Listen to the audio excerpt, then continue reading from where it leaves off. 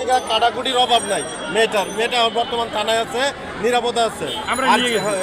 ওনারা নিয়ে গেছে। আর যে মহিলাটা মারধর করছে ওটা নেশাগ্রস্ত মহিলা। যে মেয়েটাকে থানায় নিয়ে গেল মানে আহত বলতেছে না, তার অভিযোগ কি ছিল?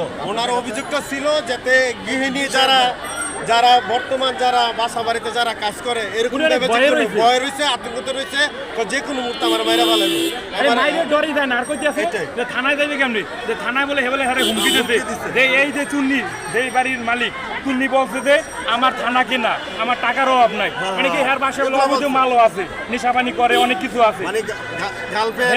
বয়ফ্রেন্ড নিয়ে বাসা আইসা কি আরে তারপরে একটু ছোট একটা বাচ্চা আছে 5 বছরের, ওই বাচ্চা বলে একটু কানলি হের বলে সুপার একটু কানলি পেট পাশে লাঠি মারে। আবার ওই যে ওই মাইয়ার যে বয়ফ্রেন্ড আছে না, জামাই নাই, বয়ফ্রেন্ড আছে না, ওই বয়ফ্রেন্ডটা দিয়া এই বেটির লাঠি দেওয়া পেট পাশে থানায় নিয়ে দেওয়া হয়েছে। আমরা নিজেরা গেছি থানায়, সামনে বলেছে ভিডিও আছে, আমরা নিজেরা আসলাম, থানায় গেছিলাম, থানায়। ধন্যবাদ। Thank you.